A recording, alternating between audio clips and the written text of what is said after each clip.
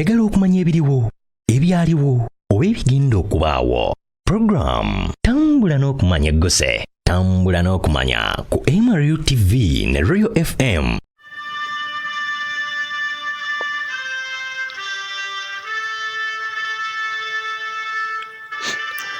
Olwo lwe luyimba lw'eggwanga erya Kenya, nga Kenya ge gamu ku mawanga agaafugibwa Abangereza okuviira ddala mu mwaka gwa 1895 mpaka nga ennaku z'omwezi 12 mu Desemba 1963 eggwanga lino we lyafunira obwetwaze. Bano bakozesa olulimi Olungereza nga olulimi lwabwe olukulu. Leero mu ttambula n'okumanya tugenda kutunuulira ebyafaayo bya Uhuru Kenyatta ng'ono ye pulezidenti wa Kenya owookuna. Era ono abaddeko mu bifo eby'enjawulo mu gavumenti ya Kenya nga tannafuuka mukulembeze waabwe. Uhuru Kenyatta ng'amannya ge mu bujjuvu ye Uhuru Muigai Kenyatta yazaalibwa ennaku z'omwezi 26 mu mwezi gwa Okitoba mu mwaka gwa 1961. Ono mutabani wa pulezidenti wa Kenya yasookera ddala omwami Jomo Kenyatta, era nga kimanyikiddwa nti ono asibuka mu ggwanga ly'abantu abakikuyu era ng'aviira ddala mu famire engagga ate nga ze zimu ku famire ezisinga amaanyi n'obuyinza mu ggwanga erya Kenya. Uhuru Kenyatta mufumbo era ng'ono alina omukyala omu wamu n'abaana 3. Mukyala we amanyikiddwa nga Margaret Gakuo Kenyatta. Ono yazaalibwa ennaku z'omwezi 8 omwezi gwali gwa 4 mu 1964. Mutabani waabwe yasookera ddala amanyikiddwa nga Jomo Kenyatta era erinnya baalijja ku jjajjaawe Mzee Jomo Kenyatta. Mutabani waabwe owookubiri amannya ge ye Muhoho Kenyatta, ssaako n'omuwala Ngina Kenyatta ng'ono ye Muggalanda. Uhuru Kenyatta musajja muda business era munnabyabufuzi nnyo amanyikiddwa mu ggwanga erya Kenya.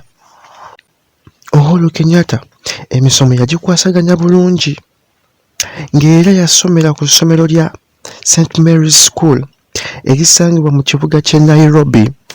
Era eno gye yazannyira omuzannyo gwa mmeremeenya oba guyita rugby mu lulimi Olungereza. Era eno yali azannyira ttiimu y'essomero. Wano we yava ne yeegatta ku ssettendekero Mohammed College esangibwa mu USA. Eno gye yasomera ssayansi w'ebyobufuzi wamu n'ebyenfuna era n'atikkirwa mu mwaka gwa 1985.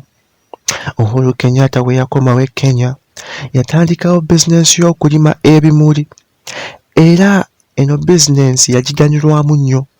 Ate awo famire we yava n'emwesigira ddala n'emukwasa ne bizinensi endala ez'emabbali aziddukanye. Kinajjukirwa nti Uhuru Kenyatta yatandika ebyobufuzi mu myaka gy'1990 eyo ng'era wano yeegatta ku kibiina ekya Kenya African National Union oba kiyite KANU.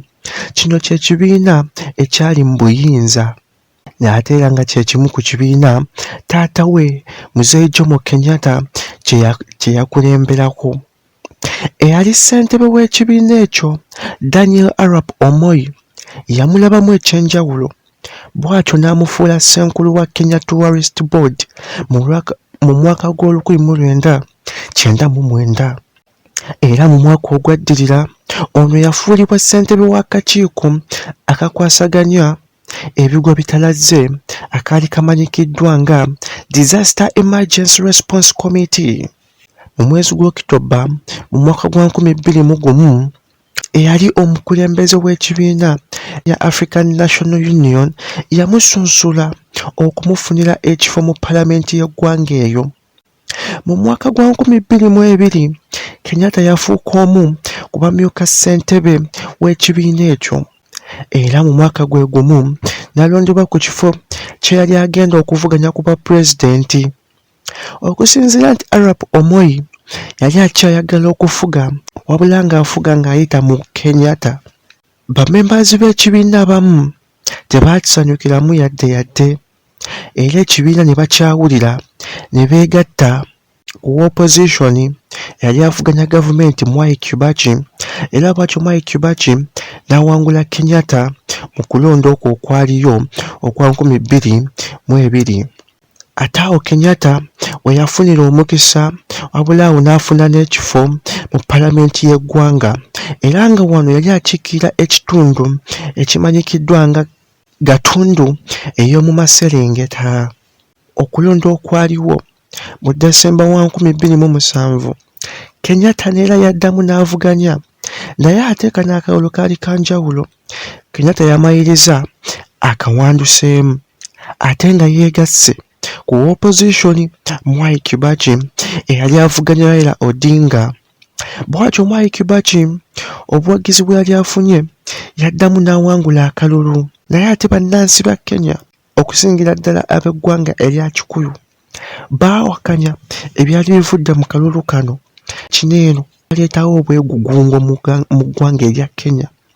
Kaakati Mwai Kibaki kye yakola okukkakkanya Bakikuyu, yasalawo n'awa Kenyatta obwa minisita. Kenyatta yagenda alinnya mpola amadaala nga wano yafuulibwa amyuka prime minister wamu n'afuuka minisita w'ebyobusuubuzi. Ate mu mwaka ogwaddirira Kenyatta n'afuuka minisita ow'ebyembalirira. Kaakati nno konti y'ensi yonna yamuli mabega n'etandika okunyonyereza ku bwegugungo obwaliwo mu kulonda okwali kuteekeddwa mu 2007. Era mu mwaka gwa 2010 kigambibwa nti Kenyatta yali omu we baali basuubiriza abaavaako obwegugungo obwo. Kenyatta yavaayo mangu mu bunnambiro ne yeegaana emisango egyamuteekebwako, wabula ate mu January wa 2012 kooti y'ensi yonna yavaayo n'egamba nti Kenyatta wa kugenda mu kkooti awozesebwe. Ono yali avunaanibwa emisango egy'enjawulo nga mwe mwali okutulugunya abantu, n'emisango gye yali avunaanibwa emirala mwe mwali ogyokuteeka ssente mu kabinja akamu ak'Abakikuyu ng'akapangisa beekalakaase baleetewo n'obwegugungo. Kino kyamukosa nnyo kuba kyamuleetera n'okuva ku baminisita w'ebyembalirira wabula yasigala prime minister.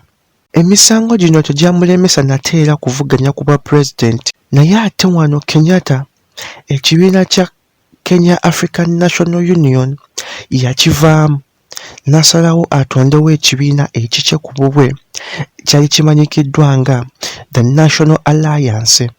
Kino kye kibiina ekyegatta ku bibiina ebirala byonna ebyaliwo mu kiseera ekyo.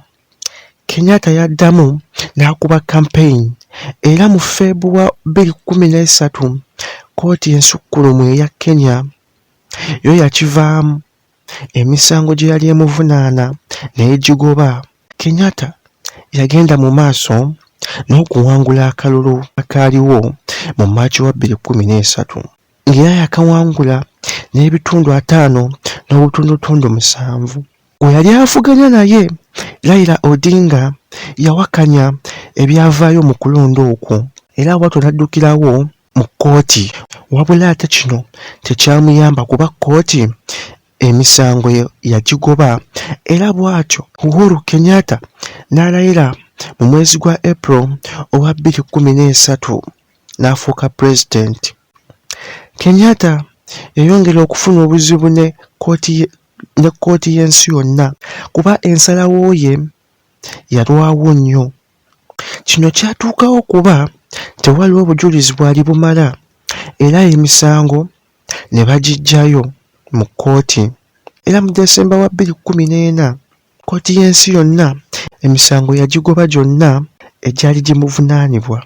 Era mu mwaka gwa 2015 emisango ne gisazibwamu ng'egitabangawo, naye ate kkooti y'ensi yonna yasigala egamba nti oba n'abaawo obujulizi obumala omusango ogwo baliguzuukusa.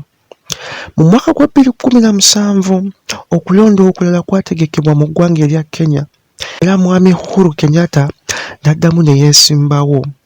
Mu mwezi ogwokuna mu mwaka gwa 2017 Kenyatta yaddamu n'awangula akalulu, naye ate akalulu kano kaasazibwamu nga bagamba nti akalulu kano eno kaali kabbiddwa, era bwe katyo akalulu kano kaddibwamu mu Okitoba wa 2017. Naye ate era ekyewuunyisa, omwami Uhuru Kenyatta yakawangulira waggulu nnyo n'ebitundu 98 ku buli 100 era n'alayizibwa ku bwa pulezidenti mu Novemba wa 2017 ku kisanja ekyokubiri. Bw'atyo n'agenda mu maaso n'afuuka pulezidenti wa Kenya owookuna. Ku lwa MRU TV nsigadde ndi Mugerwa Nassif. Wabula temwerabira okutugoberera ku mikutu gyaffe egy'enjawulo okuli ogwa YouTube, Facebook wamu ne Twitter.